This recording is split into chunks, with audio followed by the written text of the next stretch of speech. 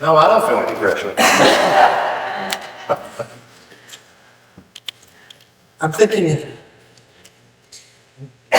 Tanya had asked me to share some things, so I'm not really doing a program up here. Just share some ideas. Not loud enough? Okay, I can yell. I've done that a time or two before. But I can tell that what I came here prepared with, I'm not going to share that with y'all. Because y'all too much of my peeps. I came out of a very traditional Christian background, and I left it as soon as I got out of high school as fast as I could run and never looked back to that.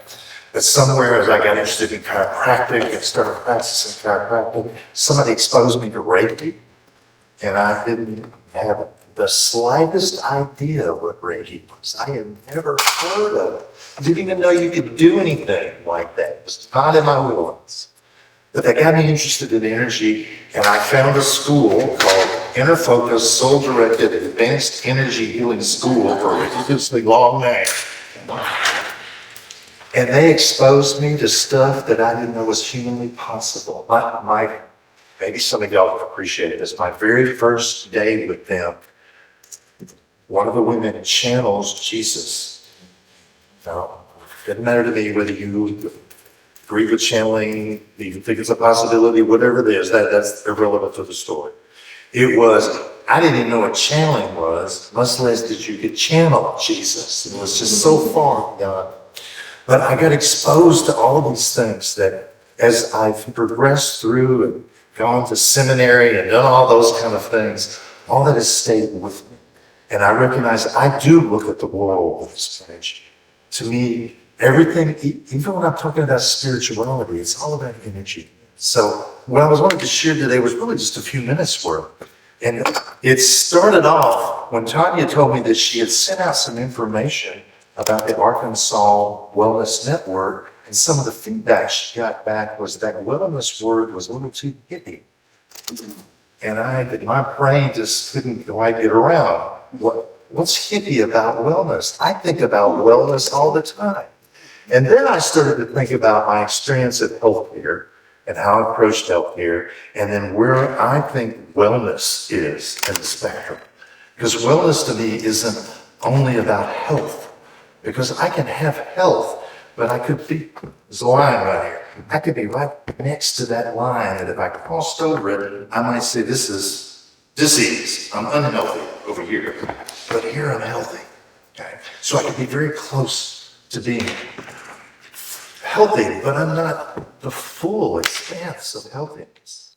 And I'm also in wellness. I'm not the full expanse of my potential, not just physically.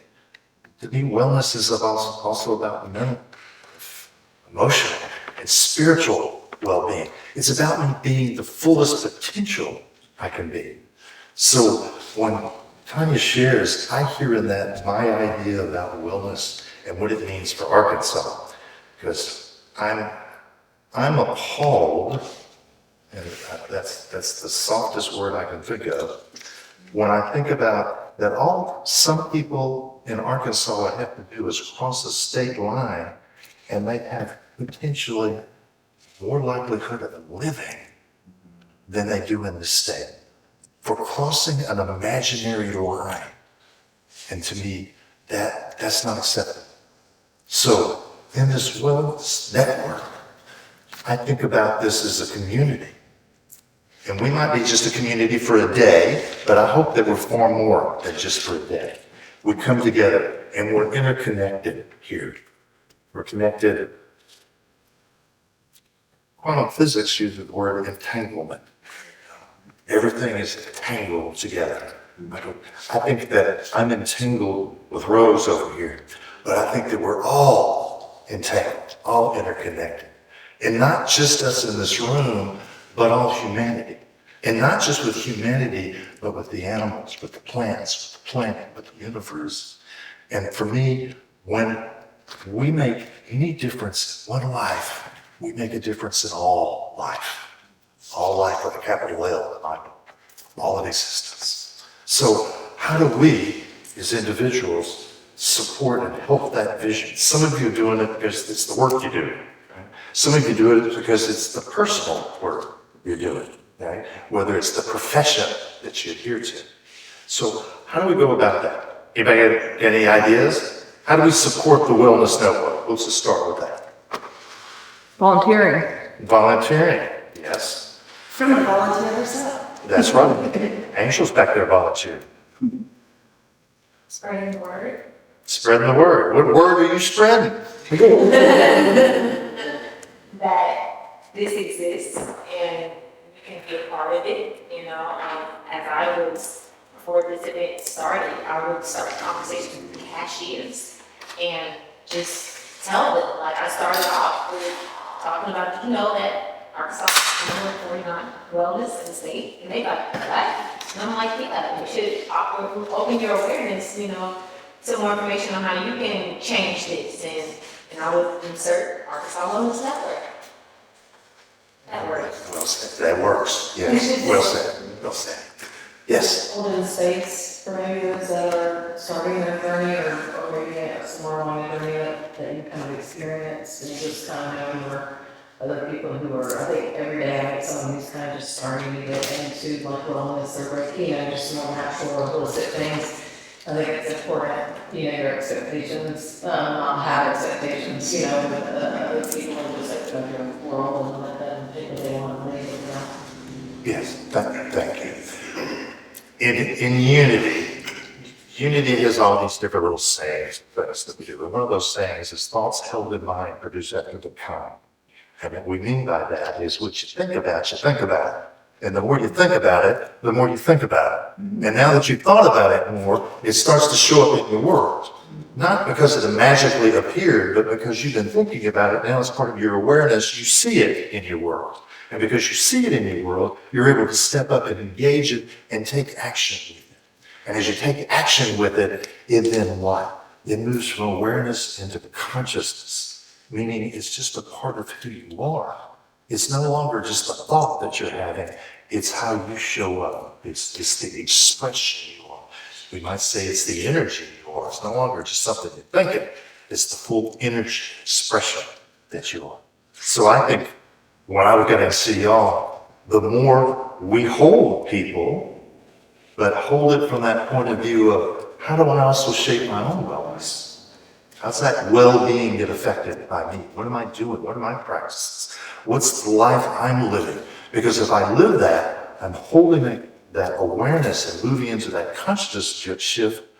I'm not just changing it for me. I'm changing it for the people I interact with, but I'm changing it for all humanity. To me, it's a shift that's taking place. And we want that shift to move a little faster, some of us, right? Then we want to be that catalyst, that being that's helping shift that. Also, what happens when you hold an intent?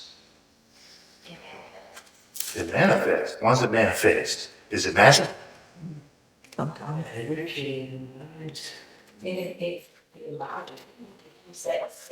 Oh, you used a great word. It embodies. I'm holding an intention. I would say your intention is really an affirmation. You're claiming something. You're claiming something is true for you. And because you're claiming it, and you're doing what I said earlier, you're thinking it, and you're living it, and it's expression of you, you've embodied it. And now that it's embodied, how does it show up?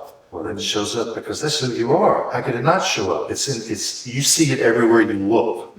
And where you don't see it, in other words, you think that it's absent, you can still find it. Right? Because I live in a world that I'm going through my little stretch and I see a lot of absence of love and compassion and kindness and generosity. But I also find just the counter of that. I find an abundance of love and generosity and compassion and kindness to remind me that that's not the case. So even though we live in a state that doesn't seem to be focused toward wellness, it's here. And we get to be the ones to share that, bring that forward. And an intention is part of that. And we get to do that as a community. Because when we come together and unite, we're not just uniting our little physical bodies, we're uniting energetically, right? To me, there's a soul star that each community creates, and we connect into that. And now that alignment allows whatever our intention is to be a greater manifestation in our lives. So not just our personal lives, but the lives around us, and it impacts those in the state, but to me, all of humanity. So my point is, I'm excited about what Tanya shares, because I've been somebody that's been in this state for many decades, and I've treated those patients that in many cases didn't have access to what they needed to have access to, or worse yet, didn't even know they had the potential or possibility to having access to something. They didn't know that was even possible for them in their lives. I want us to be a community that helps that not be the norm by any means. So I would just hope that we all continue to come together and continue to unite with this intention of moving forward. And if we do, I promise you, just as we got shared here, things will shift. Things will be different. Will it look like we think it's supposed to look like? Maybe not initially. I don't know how it's supposed to look like, but I know that it will happen, it will take place if we're willing to do that, because that's how manifestation works.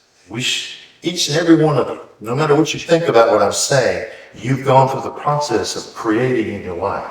You've shifted your life. You've done things that have brought something available for you that didn't seem to be available for. And you did that not magically, but because you went through the process. It's a natural, healthy process. Sometimes a rough and rocky road process, but a process nonetheless. So I just wanted to share that with y'all and just invite that we have the power to make a difference. And we have the power to make a difference because each and every one of you are part of that greater connectedness. And because of that, each and every one of you is uniquely expressing that connectedness. There's not another being on the planet like you. There's supposedly 8.3 billion of us. There's another you on this planet. So nobody else can bring through this connectedness, by whatever name you want to call it, except you. And if you're not here as part of that, then something is missing. To me, that also means that because you are unique, then you're the most magnificent, beautiful expression of that connectedness on the planet. Because you're the one uniquely bringing it through. It's yours and yours alone. And to me, that's power lies in that. To bring through something a way that nobody else can bring through except you. So with that, we're going to eat, right? So let's do a blessing. Coming from that place of connectedness, let's recognize that we're blessing our food over here. But when we bless one thing, we bless all things.